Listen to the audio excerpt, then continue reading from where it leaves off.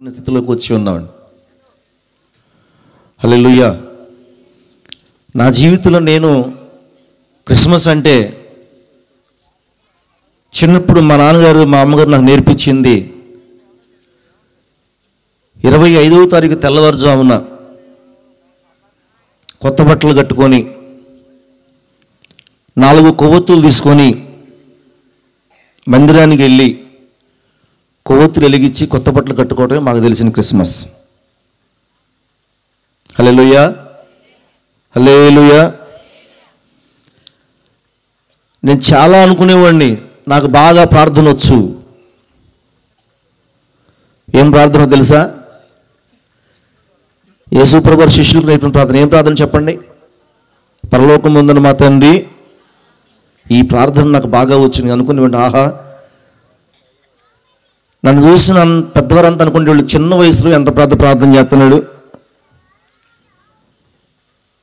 హల్లెలూయా. నాకు తెలిసిన బైబిల్ పాఠాలండి. నేను మిమ్మల్ని ఎవరిని ఇదిగా చేయట్లేదు, నా జీవితం గురించి నేను చెబుతా ఉన్నాను. నాకు తెలిసిన బైబిల్ ఏంటో తెలుసండి. ప్రార్థనకు వెళితే వాక్య భాగం చదవటం వరకే, 1వ భాగమో 2వ పాఠమో 3వ పాఠమో, ఇంతకంటే నాకు తెలియదండి. ఇంకా నేను చెప్తున్నాను, ఎందుకంటే నాకు ఏం తెలియదు. ఇంక ఇదే భక్తి అనుకునేవాడిని, ఇదే జీవితం అనుకునేవాడిని. అటువంటి ఈరోజు దేవుడు ఈ దీనుని ప్రేమించి సేవ కొరకు పేరు పెట్టి పిలిచి అభిషేకించి మీ ఎదుట నిలబడటానికి దేవుడు నాకు సహాయం చేశాడు. నేను ఎలా తెలుసుకున్నానో, నా జీవితంలో క్రిస్మస్ అంటే ఏంటో, అందరి జీవితాలు క్రిస్మస్ అంటే ఏంటో నేను చెప్పబోతున్నాను, మీ అందరికీ తెలియజేయబోతున్నా ఈ రాత్రి వేళ. మత్తయి సువార్త 1వ అధ్యాయం చూద్దాం ఒకసారి. పెట్టండి. మత్తయి సువార్త 1వ అధ్యాయం చాలా మొదటి వచనం చదివితే అబ్రహాము కుమారుడును దావీదు కుమారుడైన యేసుక్రీస్తు వంశంలో రాయబడుతుంది. హల్లెలూయా. చదవండి అమ్మ, మొదటి వచనం నుంచి. అబ్రహాము కుమారుడు దావీదు కుమారుడైన యేసుక్రీస్తు వంశావళి. అబ్రహాము ఇస్సాకును కనెను, ఇస్సాకు యాకోబును కనెను, యాకోబు యోదాను అతని అన్నదమ్ములను కనెను, యూదా తామారు పెరెసును జెరహును కనెను, పెరెసు యెస్రోను కనెను, యెస్రోను అరామును కనెను. తర్వాత చూస్తే కింద చూస్తే పిల్లరా 17 వచనం చూడండి ఒకసారి. అట్లు అబ్రహాము మొదలుకొని దావీదు వరకు తరములన్నీ 14 తరములు.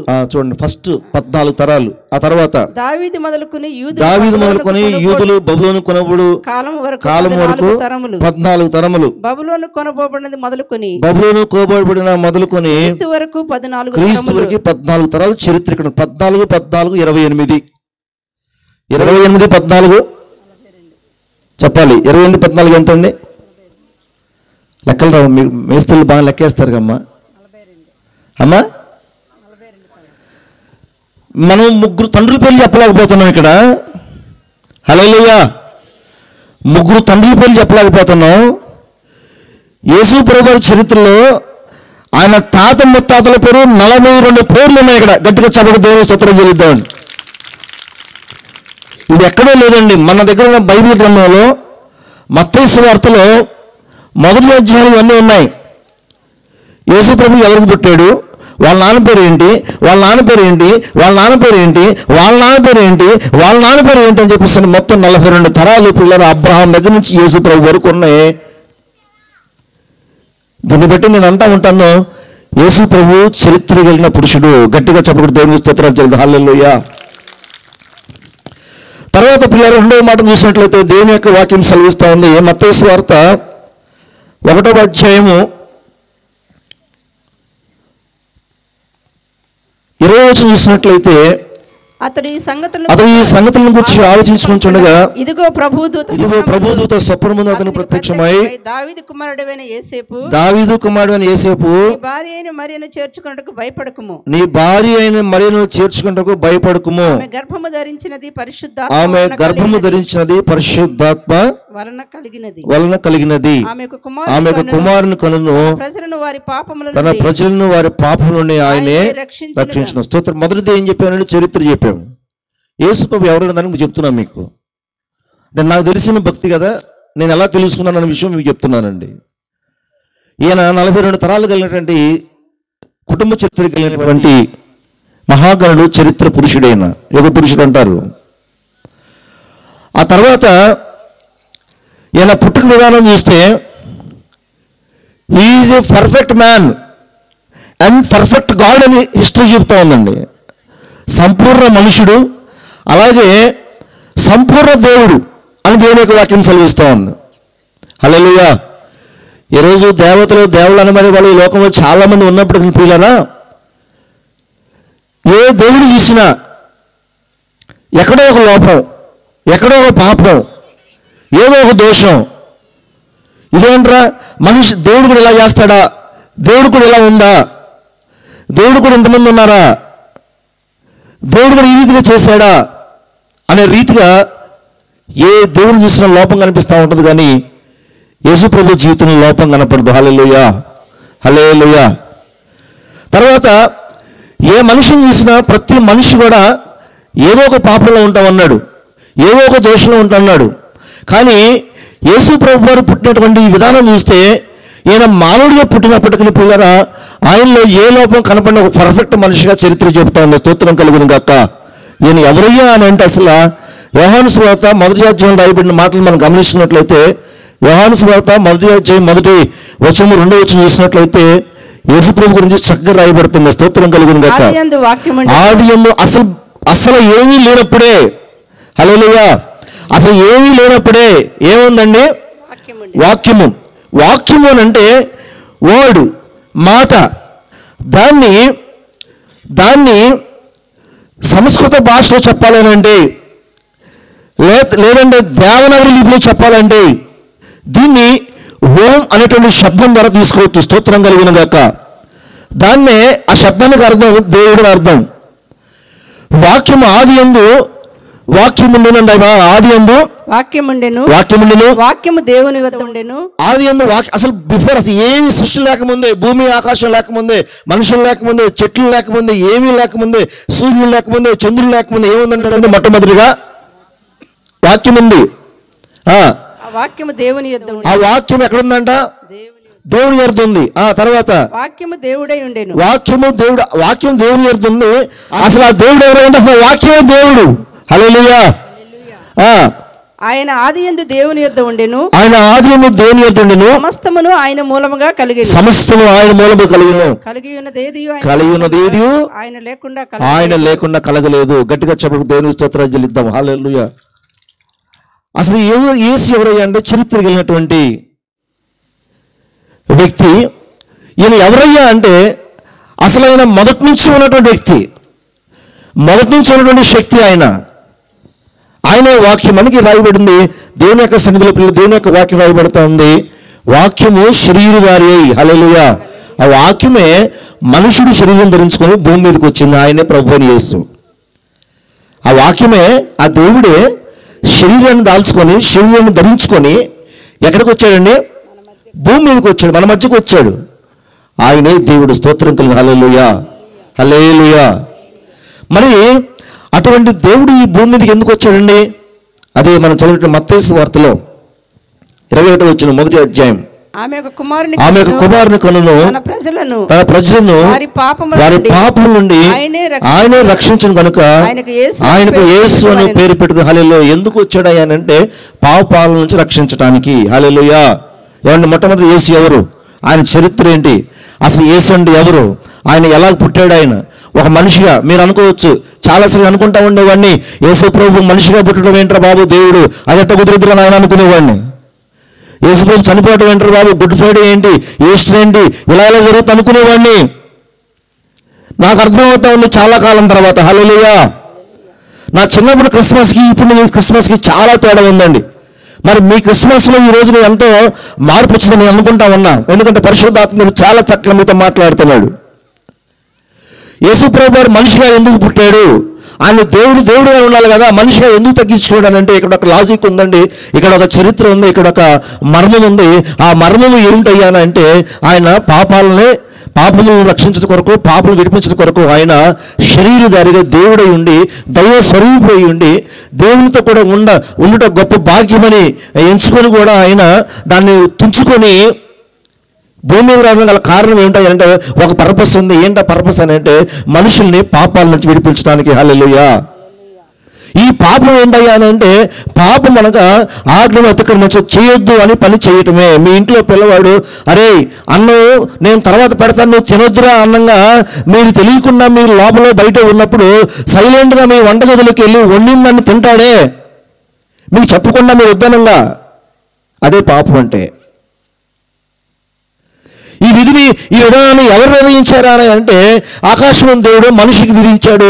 మనిషి పాపం చేయకూడదు. అందుకే మొదటి 5 పుస్తకాలని, పంచకాండాలని ఏమన్నా అంటే ధర్మశాస్త్రం అని అన్నారు. హల్లెలూయా. ఈ ధర్మశాస్త్రంలో మనిషి ఏం చేయొచ్చు ఏం చేయకూడదు రాయబడుతుంది పిల్లరా. ఆ ధర్మశాస్త్రం ద్వారా ఏం చెప్తుందంటే మనిషి యొక్క పాపం గురించి చెప్తా ఉంది, ఆ పాపానికి వచ్చే శిక్ష గురించి చెప్తా ఉంది. కానీ ఆ పాపానికి వచ్చే శిక్ష నుంచి ఎలా తప్పించుకోవాలని మాత్రం ఎక్కడ ఏ పుస్తకంలో ఏ ధర్మశాస్త్రంలో కూడా రాయబడలేదు. ఒకసారి దేవుడు సృష్టిని నాశనం చేశాడు. ఎప్పుడండి? ఏ కాలంలో? నోవహు కాలంలో. హల్లెలూయా. ఎందుకు నాశనం చేశాడు తెలుసా? వీళ్ళందరూ పాపం చేశారు కాబట్టి సృష్టి అంతటా నాశనం చేయాలని చూసినప్పుడు అక్కడ నోవహు ఒకడు నీతిమంతుడు కనపడ్డాడంట. కాబట్టి దేవుడు నోవహును ఒక్కడే బతికించాడు. పురుగుల మందు జల్లుతాం కదా మన చేలో, పురుగులు పట్టకుండా, కలుపు రాకుండా ఉంటుందా? ఎండ పురుగుల మందు కొట్టేవాళ్ళు. హల్లెలూయా. కలుపు రాకుండా ఉంటుందా? మనం మందు కొడతారంటే మేము గడ్డికి మందు కొట్టాము, ఇక్కడ గడ్డి పెరగకుండా చచ్చిపోవాలని. చచ్చిపోయింది, మళ్ళీ పుట్టిందండి. అలాగే పాపం అనేది ఉండకూడదు, పాపిష్టుడు అనేది ఉండకూడదు, పాపం మనుషులు లోపల ఉండకూడదు అని నోవహు కాలంలో దేవుడు జలప్రళయం తప్పిస్తే సృష్టి అంతా నాశనం అయింది. కానీ మళ్ళీ పాపం మాత్రం పోలేదండి. మనుషులకు పాపం మళ్ళీ రానే వచ్చేసిందండి. స్తోత్రం కలుగు. హల్లెలూయా. ఇలా ఎన్నిసార్లు చూసినా కూడా మనిషి ఎక్కడ కూడా తప్పిపోతా పాపం చేస్తా ఉన్నాడు. ఆ పాపానికి వచ్చిన శిక్ష ఏంటయ్యా? మరణం. అలా చేస్తే దేవుడు తన చేతితో చేసిన ప్రతి మనిషిని కూడా చంపేయాలి. దానికి ఆయన మెచ్చుకున్నాడు. ఈ మనిషిని ఎందుకు చంపడం అని. కొంతమంది తల్లిలు అప్పుడప్పుడు అంటా ఉంటాను, నేను విన్నాను, అయ్యా వాడు వేసే పనికి నాకు ఏమనిపిస్తుంది? చావాలనిపిస్తుంది. కొంతమంది భార్యలు అంటూ ఉంటారు, ఈయన చేసే పనికి అయ్యా రోజు తాగొస్తున్నాడు, ఈయన చేసే పనికి నాకు ఈ తాగుడికి బాగా తట్టుకోలేక నాకు ఏమనిపిస్తుంది? చావాలనిపిస్తుంది. స్తోత్రం కలుగును గాక. హల్లెలూయా. యేసుప్రభు వారికి కూడా ఇలాగే అనిపించింది మన కొరకు. యేసుప్రభు వారికి కూడా ఇలాగే అనిపించిందండి. ఈ మనుషులు ఎన్నటికీ మారట్లేదు, వీళ్ళని చంపడం కంటే నేనే చావడం మంచిదనుకున్నాడు. అందుకని మనుషులందరూ పాపాల కొరకు మరణించిన కొరకు ఆయన ఈ భూలోకంలోకి వచ్చాడు. స్తోత్రం కలుగును గాక. హల్లెలూయా. పాపము పోవటానికి బలి అర్పించాలి.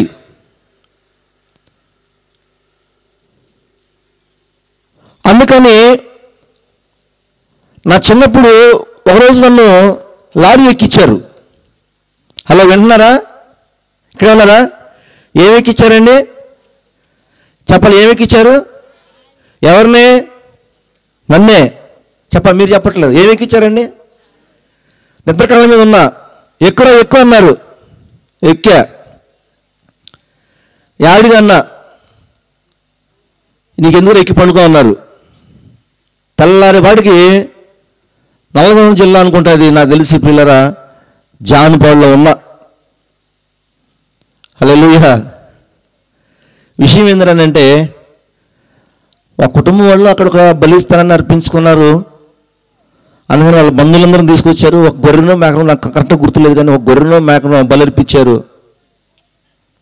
మళ్ళీ సాయంత్రం కల్లా తిరిగి వెళ్ళిపోవాలి, సాయంత్రం ఇక్కడ ఉంటే మాత్రం పుల్లు వస్తాయి అన్నారు. ఏమొస్తాయంట? నిజం ఒకటిదో నాకు తెలియదు కానీ శుభ్రంగా వెళ్ళారు, అక్కడ గొర్రెను మేకను కోసారు, కోసిన దాన్ని అక్కడే వండుకున్నారు, అక్కడే తిన్నారు, వచ్చేసారు. తర్వాత నేను అడిగాను, ఎందుకు తీసుకెళ్ళారు, జానపడికి ఎందుకు పోయామని అడిగాను. నేను అడిగితే మొక్కుబడి ఉందిలే అందుకే పోయాము అని అన్నారు. దేవునికి స్తోత్రం కలుగును గాక. అలాగే వెనకటి కాలంలోనే చూస్తూ ఉండేవాళ్ళని. మా ఊర్లో ఆ ఊరు చివరి 6 సందులో ఒకటి 7 సందులో ఒకటి ఒక బండకి పసుపు రాసి ఎర్రటి బొట్లు పెట్టేవాళ్ళు. ఆడకు పోయి కోడిని కోసేవారు. నా తోటి వయసుల వారికి, నా పెద్దవారికి నేను చెప్పే మాటలు బాగా అర్థమవుతుంది నేను అనుకుంటా ఉన్నాను పిల్లలు. సరే ఇది కానీ పోతే ఇల్లు కడుతుంటే కూడా ఇంటికి కూడా ఒక కోడిని కోసేవారు. నాకు చాలా రోజుల తర్వాత అర్థం కాలేదు ఎందుకు అయ్యని అనుకున్నా. తర్వాత అర్థమైంది దోషం పోవటానికి ఇవన్నీ కోస్తారు, రక్తం చిందిస్తారు అని. దోషం రాకుండా, కీడు రాకుండా ఇవన్నీ పోవాలంటే దేన్నో ఒక దాన్ని కొయ్యాల్సిందే, దాని రక్తం చూడాల్సిందే. స్తోత్రం హల్లెలూయా. అందుకని దోష పరిహారం కొరకు మానవులు జంతువుల బలి అర్పిస్తే దేవుని యొక్క వాక్యం సెలవిస్తుంది, జంతువుల బలి అర్పణ మనిషి దోషాన్ని తీసివేయలేదు. గట్టిగా చెప్పండి, దేవుని స్తోత్రాలు చెల్లిద్దామండి. ఆ సరిపోట్లా. మనతో జంతువు సమానమా? మనతో గొర్రె సమానమా? మనతో మేక సమానమా? మనతో కోడి సమానమా? ఏమండి? కాదు కదా. అందుకని మనకంటే ఎక్కువగా ఉన్నటువంటి, మనకు దేవుడుగా ఉన్నటువంటి మన ప్రభువుని యేసుక్రీస్తు వారే ఈ లోకంలోకి మన పాపాలను క్షమించడానికి ఆయన మానవుడి రూపంలో ఈ లోకంలో జన్మించుంటగా దేవుని యొక్క వాక్యం సెలవిస్తుంది. స్తోత్రం హల్లెలూయా. ఇదంతా బాగానే ఉందండి. యేసుప్రభు వారు ఎవరో, యేసుప్రభు వారి యొక్క చరిత్ర ఏంటో, లేకపోతే యేసుప్రభు వారు ఎందుకు వచ్చిన అన్న తెలుసుకున్నామండి. ఇప్పుడే అసలు వాక్యం మొదలవుతుంది. ప్రపంచంలో మత్తయి సువార్త చాలా ప్రాముఖ్యమైనటువంటి ఈ సువార్త, లూకా సువార్త కూడా చాలా ప్రాముఖ్యమైనది, అలాగే యోహాను సువార్త కూడా చాలా ప్రాముఖ్యమైందండి. ఈ మత్తయి సువార్తలో జ్ఞానుల గురించి చక్కగా రాయబడిందండి. స్తోత్రం కలుగును గాక. యేసుప్రభు చరిత్ర కలిగిన దేవుడని, యేసుప్రభు పాపులను రక్షించడానికి వచ్చాడని, యేసుప్రభు పరిశుద్ధాత్మ గర్భం ద్వారా ఈ లోకంలో జన్మించాడని, అంటే పాపములు అక్కడ ప్రతి మనిషి జననం కూడా మనకు మాట చెబుతున్నప్పుడు ఈ లోకంలో దేవుడు అనబడిన ప్రతి ఒక్క జననం కూడా పిల్లరా మనిషి ద్వారా పుట్టిన వాళ్ళు.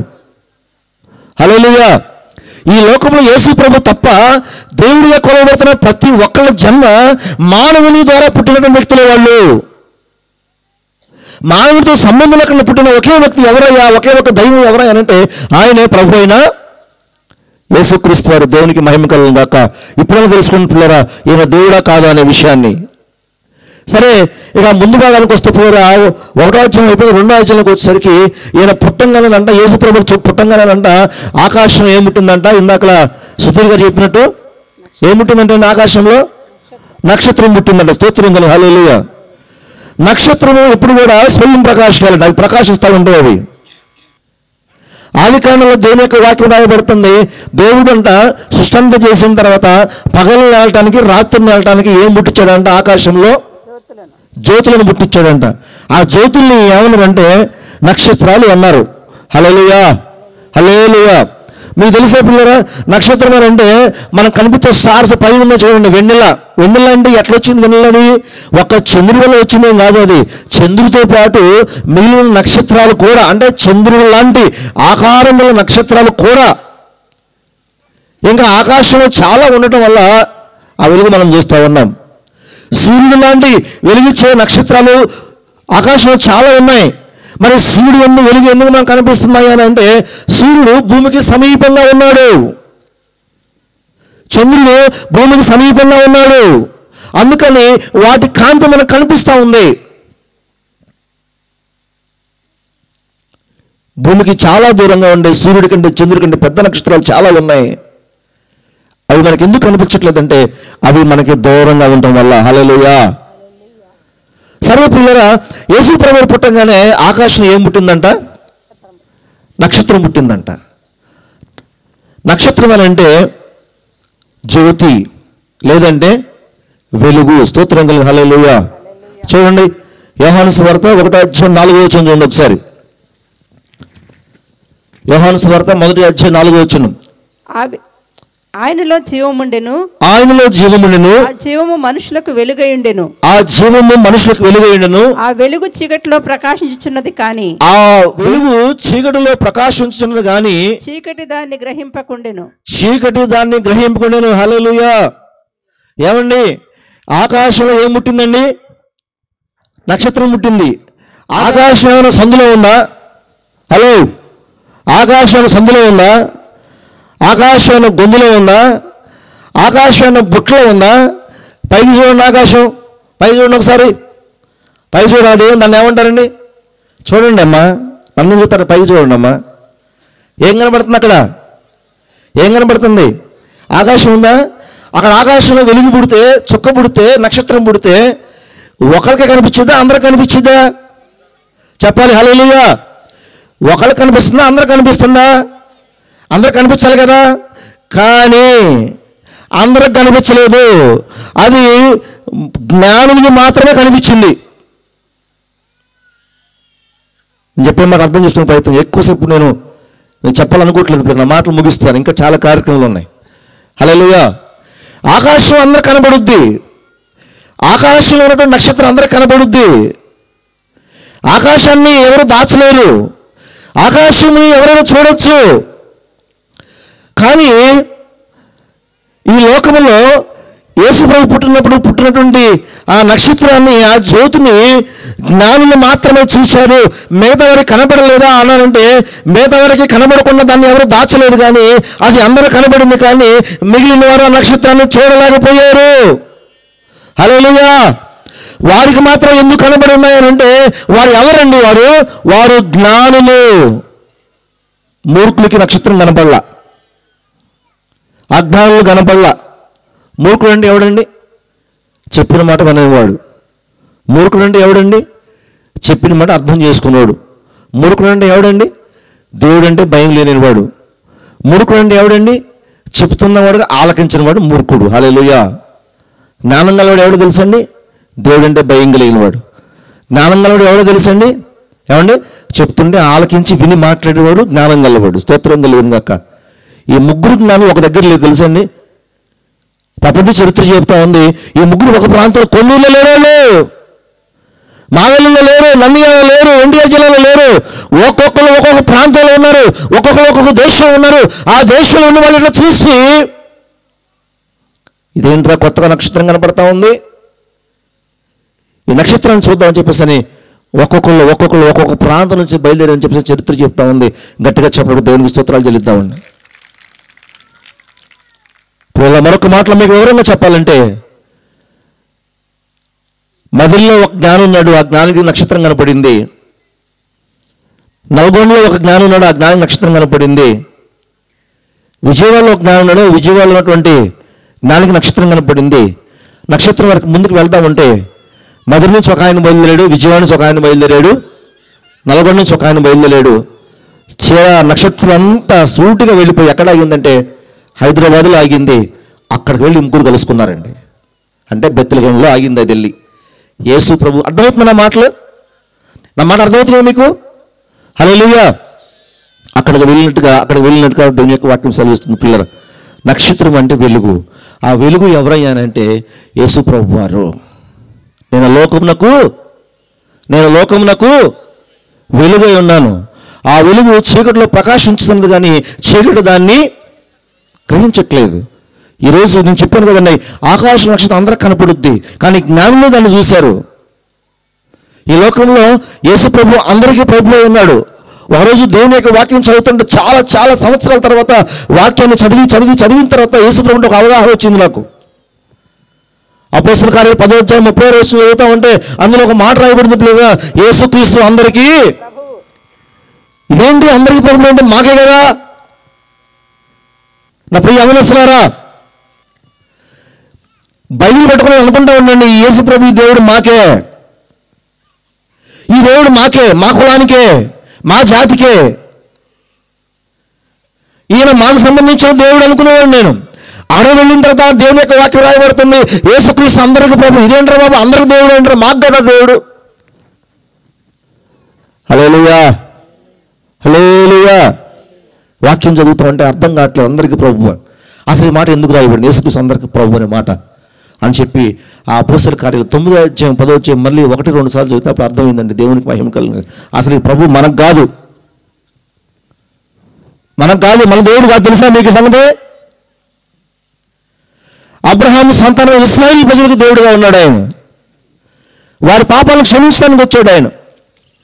వారు ఆయన లెక్క చేయలేదు కాబట్టి ఆయన మల్లండులకు అవకాశం ఇచ్చాడు. రండి, మీరు కూడా నా వద్దకు రండి, మీ పాపాలను నేను క్షమిస్తున్నాను. గట్టిగా చెప్పకు దేవునికి స్తోత్రాలు చెల్లిద్దామని. మనందరం ఆయన ఎందుకు వెళ్ళబెట్టి మనకి రక్షణ భాగ్యం దొరికింది, కానీ మనకు దొరికేది కాదండి.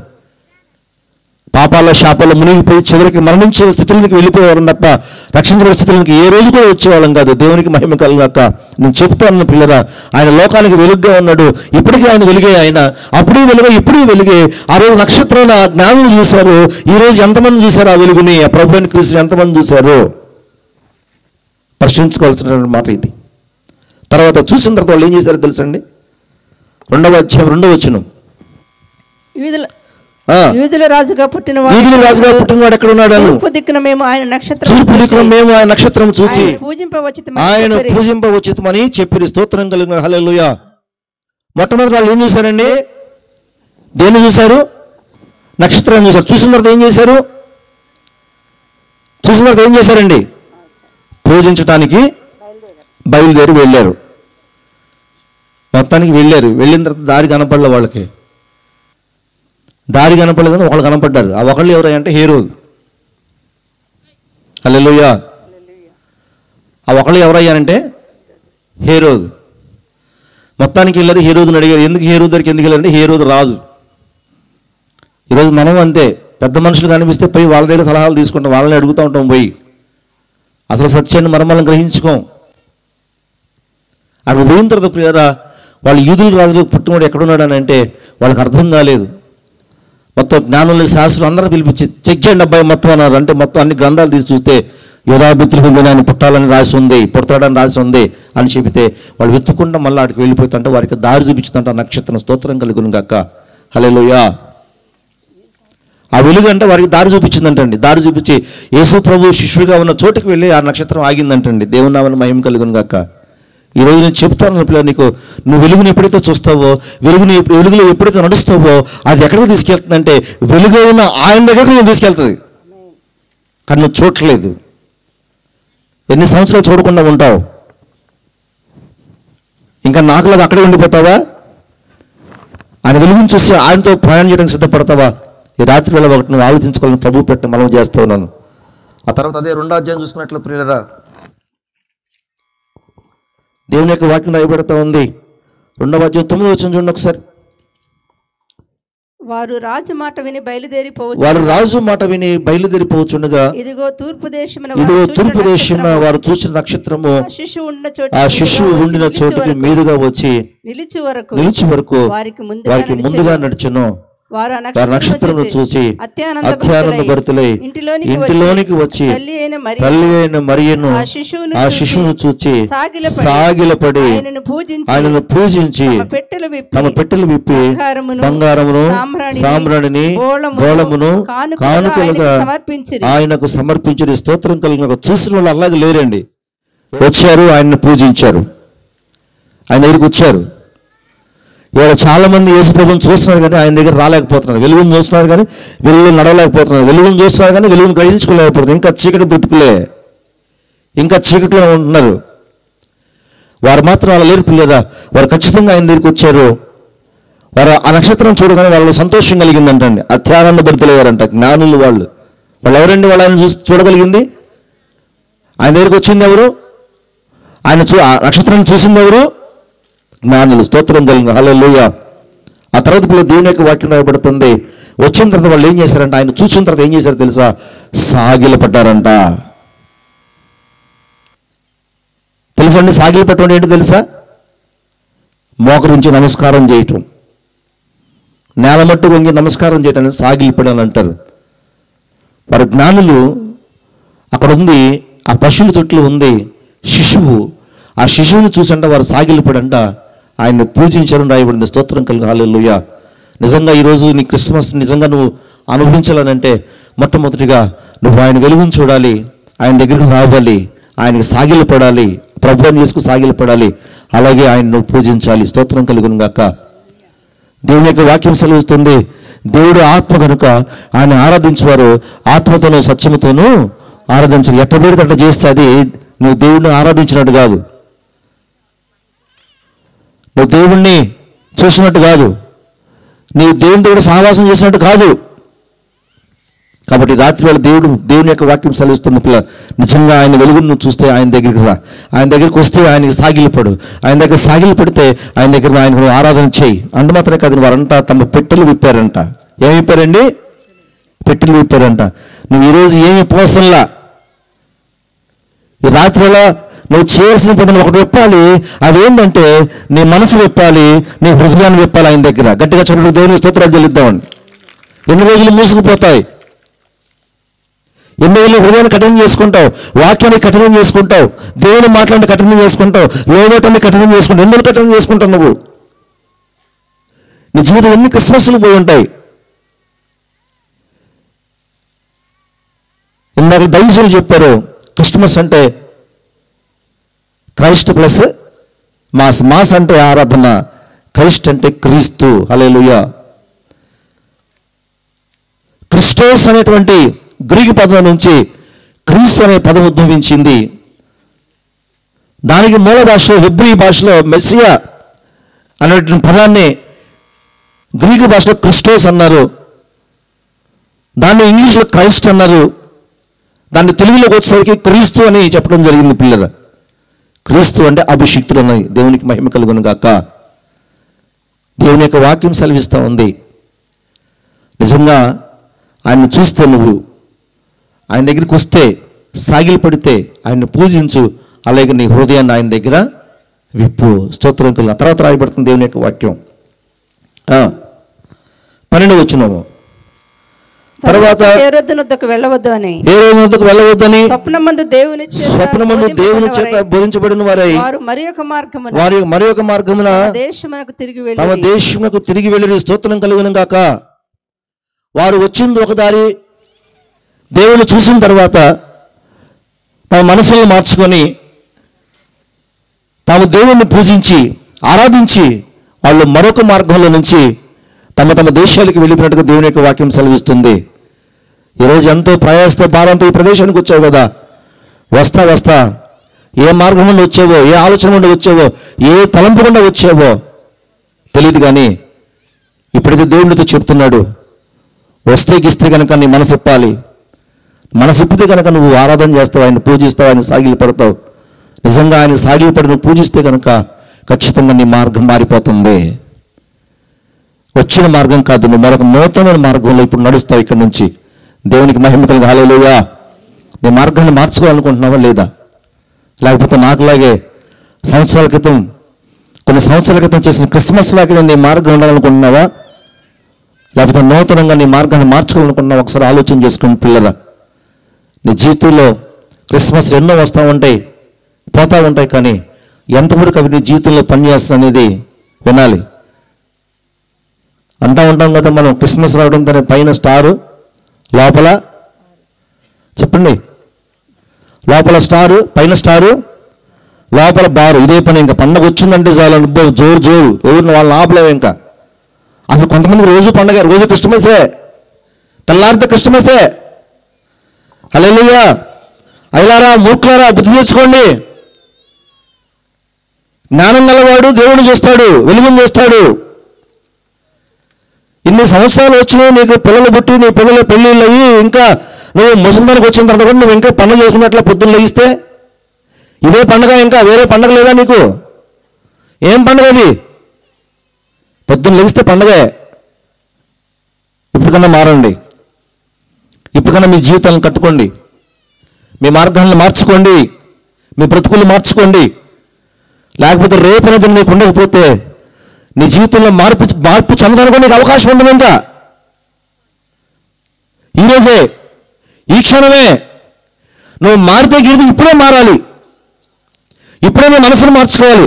జ్ఞానులు అప్పటికప్పుడు మారారు, అప్పటికప్పుడు తమ మార్గాన్ని మార్చుకున్నారు. అప్పటికప్పుడు దేవుని దూత చేత వాళ్ళు దేవుని దూత బోధకి లోబడ్డారు. నిజంగా దేవుడు ఎంతో, మేము అనుకున్నది ఇక్కడ క్రిస్మస్ పెడతామని మాకు ఆలోచన లేదు. ఎందుకంటే మాదల గ్రామంలో చాలా పెద్దగా ఖర్చుతో లక్షలతో కూడినటువంటి సమ్మర్ క్రిస్మస్ మేము నిర్వహించడం జరిగినప్పుడు మాకు అంత ఓపిక లేదు, సమయం లేదు. కానీ దేవుడి చిత్తంలో ఈ గ్రామం ఒక ప్రత్యేకమైంది. దేవుడికి మహిమ కలుగు. హల్లెలూయా. నిజంగా మీరు ప్రత్యేకమైనటువంటి బిడ్డలు. దేవుడు మీ కొరకు పరిశుద్ధాత్మ దేవుడు ఇదిగో ఈ స్థలంలో సంచరిస్తూ ఉన్నాడు. మీ జీవితంలో సంచరిస్తూ ఉన్నాడు. మీ బ్రతుకులో సంచరిస్తూ ఉన్నాడు. ఆ రోజు ఆకాశంలో చుక్క నక్షత్రాలు ఉన్నట్టుగా, కానీ ఆ పరిశుద్ధాత్మ సంచారాన్ని మీరు గ్రహించుకోలేకపోతున్నారు. ఆ పరిశుద్ధాత్మ సంచారాన్ని మీరు చూడలేకపోతున్నారు. మీ కళ్ళు మూసుకుపోయి ఉన్నాయి. నా ప్రియ జనాన్నమా, అమ్మ, అయ్యలారా, అక్కలారా, మీకు అందరికీ నా 2 చేతులు చెప్తా ఉన్నాను. ఈ రోజైనా మీ కళ్ళు తెరుచుకొని ఆకాశంలో ఆ రోజు జ్ఞానం చూసినటువంటి నక్షత్రాన్ని చూసినట్లుగా మీరు యేసు ప్రభుని చూడండి. యేసు ప్రభుని చూడండి. మీ మార్గాలు మారుతాయి, మీ జీవితాలు మారుతాయి, మీ బతుకులు మారుతాయి. లేదంటే ఈరోజు లేకపోతే రేపు అనేది నీకు ఉండకపోతే నీ పరిస్థితి ఏంటో ఒకసారి ఆలోచన చేసుకో. స్తోత్రం కలుగు. హల్లెలూయా, హల్లెలూయా. దేవుని యొక్క వాక్యం సెలవిస్తూ ఉంది, యెహోవా యందు భయభక్తులు కలిగి ఉంటే జ్ఞానమునకు మూలం. నేను చెప్తా ఉన్నాను పిల్లరా, ఆ జ్ఞానులు దేవుడంటే భయపడేవారు కాబట్టి దేవుడంటే భయపడిన వారికి నక్షత్రం కనిపించింది. నిజంగా ఈరోజు దేవుని పైన హృదయంలో ఉంటే ఖచ్చితంగా దేవుని వెలుగు నీలో ప్రకాశించును గాక. దేవుని వెలుగు నీ జీవితాన్ని వెలిగించును గాక. ఆ తర్వాత చాలా క్రిస్మస్లు చేసి, అలాగే నేను చాలా క్రిస్మస్లు చేశానండి. అట్లాగే ఏం క్రిస్మస్ అండి? 4 క్యాండిళ్ళు, ఒక అగ్గిపెట్టె, ఒక జత బట్టలు. చాలా దినాలు పొర్లిపోయి, అలాగే పొర్లిపోయి డిప్లొమాలో జాయిన్ అయిన తర్వాత అలాగే బాప్తిసం తీసుకున్నా, అలాగే క్రిస్మస్ చేస్తా ఉన్నా. కానీ ఒకరోజు ఒక తీర్మానం చేసుకున్నా, మీకులాగా ఇట్లా ఒక అయ్యగారు బోధిస్తామంటే ఒక మీటింగ్కి వెళ్ళానండి. ఆ మీటింగ్కి వెళ్ళినప్పుడు వాక్యాన్ని వింటా ఉంటే కనీసం నువ్వు ఒక్కసారైనా వాక్యాన్ని చదివావా, ఒక్కసారైనా బైబిల్ చదువులు చేయొద్దండి మీకే. హల్లెలూయా. ఒక్కసారైనా బైబిల్ చదువులు చేయొద్దండి. వాళ్ళు గట్టిగా చప్పలు కొట్టండి. ఇద్దరు ఇస్తారు ఇక్కడ, ఇద్దరు ఇద్దరు గట్టిగా చెప్పండి. ఇటు పక్క చూడాలి, ఇటు పక్క ఎవరు ఉన్నారా? ఎన్నో ఇటు పక్క చూడాలి. నేను దేవుని స్తోత్రం. ఇక్కడ ఉన్న చప్పలు కొట్టు అందరికీ. అంటే మన జీవితాలు ఇన్ని క్రిస్మస్లు పోయాయని ఒక్కసారి బైబిల్ పుస్తకాన్ని ఇటు నుంచి అటు చివరి దాకా తిరగేసిన పాపాలు పోలా.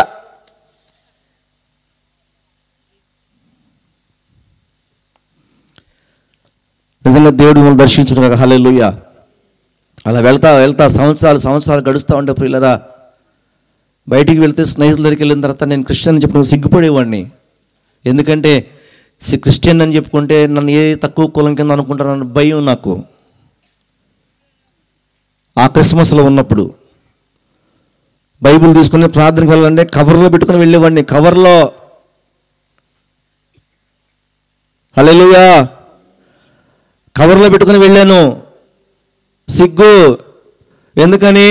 ఇది తక్కువ కులానికి చెందిన మతం. నన్ను చూస్తే నా ఫ్రెండ్స్ ఏమో మంచి ఆయా గొప్ప కులాల్లో ఉన్నారు, నన్ను ఎక్కడ తక్కువ కులం అనుకుంటారు అని చెప్పేసి నేను భయం వేసి బయటికి వెళితే బైబిల్ పెట్టుకొని నేను మాదల్లో ఏ రోజు ప్రార్థనకి వెళ్ళేవాడిని కదా, నన్ను మధ్య వెళ్ళేవాడిని. ఎందుకంటే నన్ను మాదల్లో ప్రార్థనకి వెళ్తే ఎవరైనా చూసి ఏంట్రా ఏడు ప్రార్థనకి వెళ్తాను అనుకుంటారు. నన్ను సిగ్గు.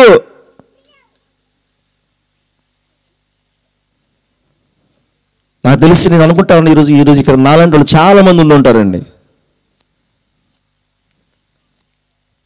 4 కోతులు అగ్గిపెట్టి క్రిస్మస్ చేస్తే సిగ్గుపడాల్సిందే. జనులు ఎదుట, ప్రజలు ఎదుట, లోకం ఎదుట. జ్ఞానుల్లాగా బైబిల్ అంతా చదివి నక్షత్రాన్ని చూసినట్టుగా, జ్ఞానులు చూసినట్టుగా చూడగలిగితే నీ జీవితంలో సిగ్గునది ఉండదని ఎక్కడికి పడి నీ ఘనతే. గట్టిగా చెప్పుడు దేవునికి స్తోత్రాలు చెల్లిద్దామండి. ఆ దేవుడు నిన్ను కనపరుస్తాడు, ఆ దేవుడు నిన్ను మోస్తాడు, ఆ దేవుడు నిన్ను లేవనెత్తుతాడు. ఎక్కడికి వెళ్ళా నీ గౌరవం. చాలా రోజుల క్రితం ఇలాగే మిమ్మల్ని అడిగినట్టు ఒక సభకి వెళ్ళినప్పుడు ఒక దైవజనుడు అడిగారు, అయ్యా ఒకరన్నా బైబిల్ చదివారంటే నాకు సిగ్గు అనిపించిందండి. బాప్తిసం తీసుకున్నారన్నారు, చెయ్యెత్తా. బైబిల్ చదివామన్నారు, చెయ్యెత్తలా, ఎత్తలేకపోయా.